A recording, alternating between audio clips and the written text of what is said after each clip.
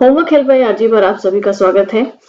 जितने भी students class 10th के हिंदी पेपर की तैयारी कर रहे हैं, आज की वीडियो उनके लिए बहुत अधिक इम्पोर्टेंट हो सकती है, क्योंकि आज हम यहाँ पर डिस्कस कर रहे हैं हिंदी का एक अनसीन पैसेज या अपठित गद्यांश जो कि सीबीएसई ने अपने करंट ईयर के सैंपल पेपर में दिया है। इसे इस वीडियो में डिस्कस करने का मतलब यह नहीं है कि ये आपके फाइनल एग्जाम में पूछा जाएगा। ऐसा तो बिल्कुल ही नहीं होगा, क्योंकि जो सैंपल पेपर में दे दिया है वो सेम गद्यांश आपसे नहीं पूछा जाएगा, लेकिन ये आपके प्री बोर्ड में पूछा जा सकता है।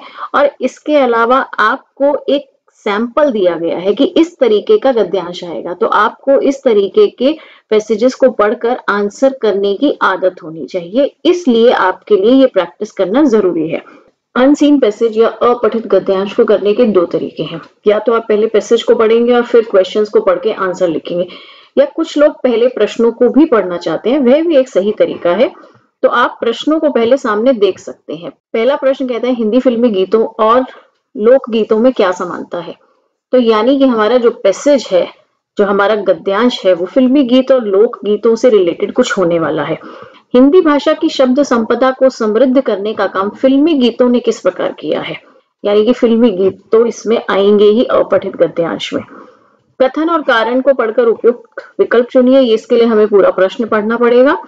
हिंदी फिल्मी गीतों के इस संसार में हिंदी उर्दू का झगड़ा भी कभी पनप नहीं सका। उपयुक्त कथन के पक्ष में निम्नलिखित तर्कों पर विचार कीजिए। यह प्रश्न भी फिल्मी गीतों से रिलेटेड है। उपयुक्त गद्यांश में हिंदी फिल्मी गीतों की किस विशेषता पर सर्वाधिक बल दिया गया है। तो यहाँ से बिल्कुल क्लियरली हमें पता लग गया है कि इस पैसेज में हम हिंदी फिल्मी गीतों के बारे में पढ़ने वाले हैं। तो चलिए बिना देर किए अपना पैसेज यहाँ पर हम शुरू करते हैं। हमारे देश में हिंदी फिल्मों के गीत अपने आरंभ से ही आम दर्शक के सुख दुख के साथी रहे हैं। जब से फिल्मों की शुरुआत हुई है हिंदी फिल्मों की, तब से आम दर्शक जो है उन फिल्मों के साथ अपने आप को रिलेट करता है, उनके गीतों के साथ अपने सुख और दुख। जब वह खुशी या पार्टी के मूड में होता है तो वह फिल्मों के पार्टी वाले गानों को गुनगुनाता है, और जब वे किसी तरीके के दुख या परेशानी में होते हैं तो दर्द भरे गीतों को भी सुनते हैं। वर्तमान समय में हिंदी फिल्मों के गीतों ने आम जन के हृदय में लोक गीतों से आत्मीय जगह बना ली है। आज के टाइम में हिंदी फिल्मों के गीतों ने कॉमन मैन, आम जन मतलब कॉमन इंसान जैसे हम लोग, हमारे दिलों में लोक गीतों जैसी जगह बना ली है। लोक गीत क्या होते हैं? जब फिल्में नहीं आती थी तो उससे पहले जो है लोग अपने मन की फीलिंग्स को गाकर या नाचकर व्यक्त करते थे। तो वो जो गाने थे जो फिल्मों के नहीं थे लेकिन लोगों के बीच में पॉपुलर थे, जिसे हम इंग्लिश में फोक सॉन्ग्स भी कहते हैं, जिसे आजकल शादी ब्याह में आपने देखा होगा दादी ताई चाचियां जो बैठकर गीत गाती हैं, उन्हें लोक गीत कहा जाता है। जिस तरह से एक जमाने में लोकगीत जनमानस के सुख दुख, आकांक्षा, उल्लास और उम्मीद को स्वर देते थे, आज फिल्मी गीत उसी भूमिका को निभा रहे हैं। जो काम पहले लोकगीत करते थे वो काम आज फिल्मी गीत कर रहे हैं, आपके मन की फीलिंग्स को बता रहे हैं। इतना ही नहीं, देश की विविधता को एकता के सूत्र में बांधने में हिंदी फिल्मों का योगदान सभी स्वीकार करते हैं। देश की विविधता को एकता में कैसे बांध रहे हैं? क्योंकि विविधता बहुत ज्यादा है, अलगाव है, भाषा का अलगाव है, पहनावे का अलगाव है, सोच का अलगाव है, हर तरीके की विविधता है, वैरायटी है। लेकिन उसको जो फिल्मी गीत है उन्होंने एकता के सूत्र में बांध दिया है। कैसे? बॉलीवुड के गानों को यानी कि हिंदी फिल्मों के गानों को हम सभी समझते हैं, चाहे हम हिंदू हैं, मुसलमान हैं, क्रिश्चियन हैं या सिख हैं। तो इस प्रकार से हिंदी गीतों ने देश की विविधता को एकता के सूत्र में बांधा है। हिंदी भाषा की शब्द संपदा को समृद्ध करने का जो काम राजभाषा विभाग तत्सम शब्दों की सहायता से कर रहा है, वही कार्य फिल्मी गीत और डायलॉग लिखने वाले विविध क्षेत्रीय भाषाओं के मेल से करते हुए दिखाई पड़ रहे हैं। हिंदी भारत की राजभाषा है, राष्ट्रीय भाषा नहीं है लेकिन राजभाषा है, यानी कि जो भी राजकीय काम किए जाते हैं वो राजभाषा में किए जाते हैं। तो यह विभाग हर समय प्रयत्न करता रहता है कि तत्सम शब्दों से यानी कि संस्कृत भाषा से कुछ शब्दों को हिंदी भाषा में लाना और लोगों को उसका मतलब समझाना, उसको प्रयोग करने की आदत डालना। तो वही काम फिल्मी गीत और डायलॉग लिखने वाले भी कर रहे हैं, क्योंकि किसी पर्टिकुलर गीत में, किसी गाने में जब कोई दूसरी भाषा का शब्द डाला जाता है तो लोग उसके मीनिंग को समझते हैं और यूज करते हैं। यह गाने जन जन के गीत इसी कारण बन सके क्योंकि इनमें राजनीति के उतार चढ़ाव की अनुगूंजों के साथ देहाती कस्बाई और नए बने शहरों का देशज जीवन दर्शन भी आत्मसात किया जाता रहा है। अब ये जन जन के गीत यानी कि हर कोई इंसान इनको क्यों गुनगुनाता है, क्योंकि इनमें करंट अफेयर्स से रिलेटेड बातें भी होती हैं और लोगों के जीवन में और भी जो उतार चढ़ाव आते हैं उससे रिलेटेड बातें भी होती हैं, इसलिए ये लोगों के जन जन के गीत बन सके हैं। भारत की जिस गंगा जमुना संस्कृति का महामंडन बहुधा होता है उसकी गूंज भी इन गीतों में मिलती है। पुराने आपने कुछ फिल्मों के गाने सुने होंगे जिसमें भारत की संस्कृति का बखान किया जाता है, मैं उस देश का वासी हूँ जिस देश में गंगा बहती है, या और भी इसी तरीके की मेरे देश की धरती सोना उगले उगले हीरे मोती। तो इस प्रकार इन गीतों में संस्कृति का महिमा मंडन भी किया जाता है। आजादी की लड़ाई के दौरान लिखे प्रदीप के गीत हो या स्वाधीनता प्राप्ति साथ ही होने वाले देश के विभाजन की विभीषिका, सभी को भी इन गीतों में बहुत संवेदनशील रूप से व्यक्त किया गया है। तो जिस समय जैसी सिचुएशन चल रही होती है उसी हिसाब से हमारे हिंदी फिल्मों के गीत भी लिखे जाते हैं। हिंदी फिल्मी गीतों के इस संसार में हिंदी उर्दू का झगड़ा भी कभी पनप नहीं सका।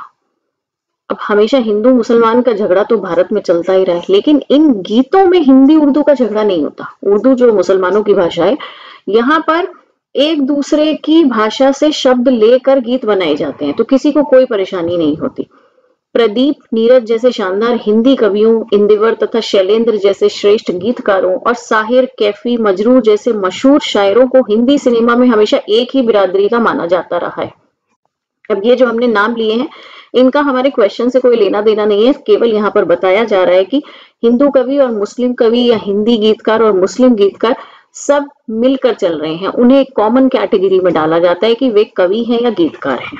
यह सिनेमा की इस दुनिया की ही खासियत है कि एक तरफ तो गीतकार साहित्य ने कहाँ है मुहाफिज खुदी के जिन्हें नाज है हिंद पर वो कहाँ है लिखा, तो दूसरी तरफ उन्होंने ही संसार से भागे फिरते हो भगवान को तुम क्या पाओगे, ये भोग भी एक तपस्या है तुम प्यार के मारे क्या जानोगे। यानी कि एक ही गीतकार ने हिंदी गीत भी लिखा है भगवान के ऊपर और उसी ने मुसलमानों के लिए भी लिखा है। परवर्तियों में गुलजार जैसे गीतकार हैं जिन्होंने उर्दू, हिंदी, पंजाबी, राजस्थानी के साथ पूर्बिया बोलियों में मन को मोह लेने वाली गीतों की रचना की है। तो यहाँ पर ये बता रहे हैं कि इन्होंने सभी भाषाओं में गीतों की रचना की है।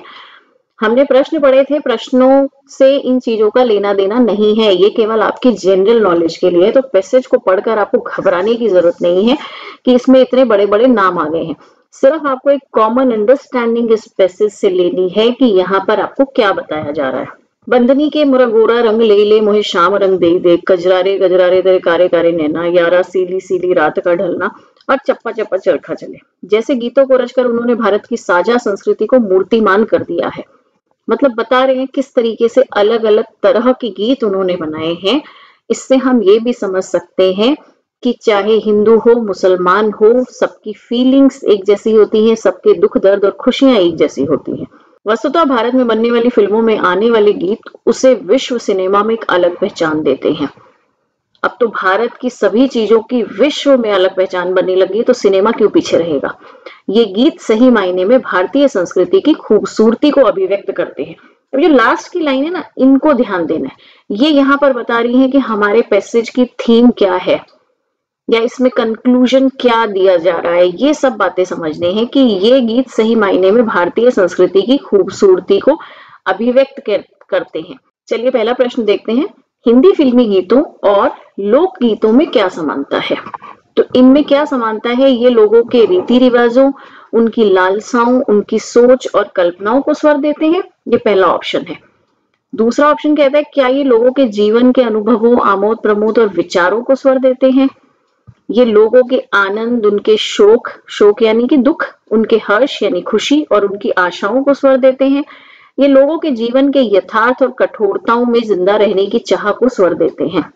तो चारों ऑप्शंस को पढ़ने के बाद हमें पता लगा कि हमारे पैसेज के फर्स्ट पैराग्राफ में ही दिया गया था कि लोगों के सुख दुख, उनकी आकांक्षाओं को स्वर देते हैं। इसी टाइप की कुछ पूरी लाइन थी, आप देख सकते हैं स्क्रीन पर। तो इसका सही जवाब है सी, ये लोगों के आनंद और उनके शोक, उनके हर्ष और उनकी आशाओं को स्वर देते हैं। अब सेकंड क्वेश्चन आता है कि हिंदी भाषा की शब्द संपदा को समृद्ध करने का काम फिल्मी गीतों ने किस प्रकार किया है। किस प्रकार ये उस लैंग्वेज को और ज्यादा एनरिच कर रहे हैं, उसको समृद्ध बना रहे हैं। तो देखते हैं ऑप्शंस। राजभाषा विभाग से प्रेरणा पाकर, क्या राजभाषा विभाग कोई प्रेरणा दे रहा है? नहीं, विभिन्न क्षेत्रीय भाषाओं के मेल से बहुत सी जितनी भी लोकल लैंग्वेजेस हैं, रीजनल लैंग्वेजेस हैं, क्या ये उनको मिलाकर गीतों में पेश कर रहे हैं? जी हाँ। तीसरा कहते हैं क्षेत्रीय भाषाओं की फिल्मों को प्रोत्साहित करके, क्या ये लोकल भाषा वाली फिल्मों को प्रोत्साहित कर रहे हैं? ऐसा नहीं है। विदेशी भाषाओं की फिल्मों को हतोत्साहित करके, हतोत्साहित प्रोत्साहित का उल्टा है। प्रोत्साहित का मतलब होता है एनकरेज करना, बढ़ावा देना, और हतोत्साहित डिस्करेज करना, किसी चीज को नीचे की तरफ धकेलना। तो विदेशी भाषाओं को हम हतोत्साहित नहीं कर रहे हैं। इसका सही जवाब है बी, विभिन्न क्षेत्रीय भाषाओं के मेल से। क्षेत्रीय भाषाएं जब फिल्मी गीतों में आ जाती हैं तो इससे उस भाषा को भी बढ़ावा मिलता है। जिस प्रकार आजकल हरियाणवी गीत, भोजपुरी गीत और भी पंजाबी गीत, आप सभी रीजनल लैंग्वेजेस के गीत सुन सकते हैं और वे हर कॉमन मैन की जबान पर होते हैं।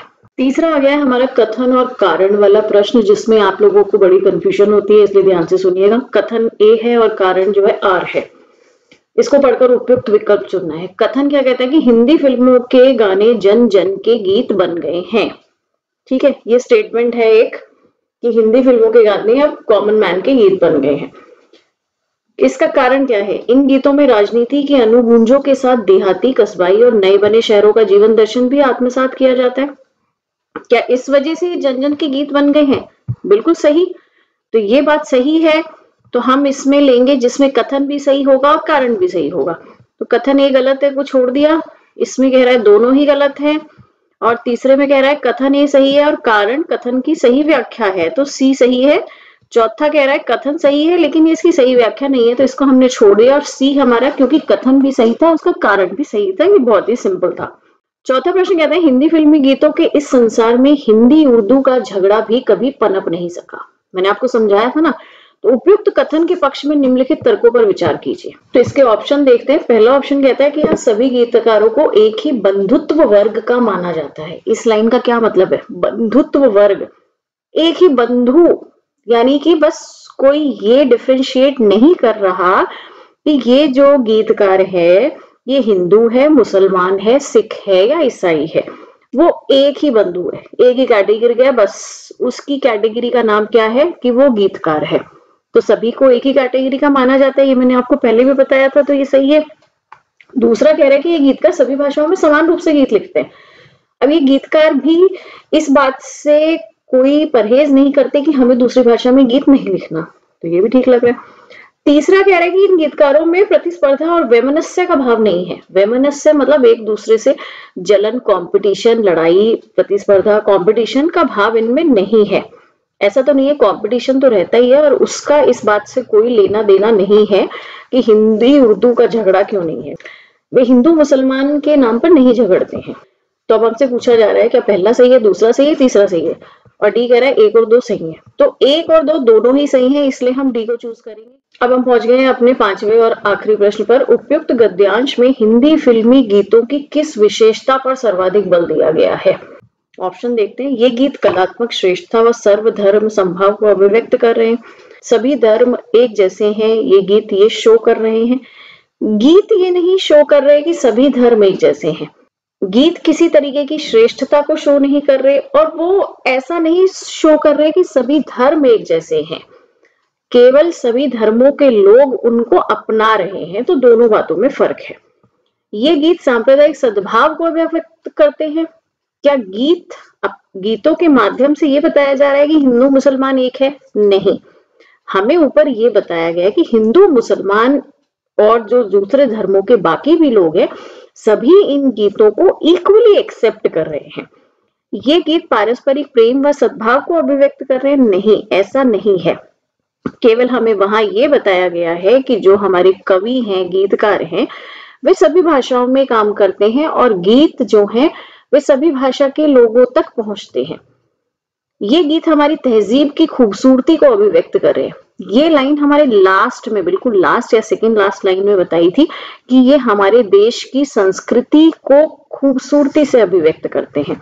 तो इसका सही जवाब होगा डी, इस वाले प्रश्न के जो ऑप्शंस हैं वो थोड़े से कंफ्यूजिंग हैं, आपको ध्यान से पढ़ने हैं। इसके अलावा अगर आप और भी अपठित गद्यांश, पद्यांश या लेटर राइटिंग की प्रैक्टिस करना चाहते हैं तो आप हमारी वेबसाइट essayshout.com पर जाइए। वहां पर ये बिल्कुल फ्री है आप सभी के लिए, और अपने पेपरों की अच्छे से तैयारी कीजिए। वहां पर आपको बहुत से निबंध भी मिल जाएंगे। तो चलिए मिलते हैं अगली वीडियो में, तब तक के लिए गुड बाय।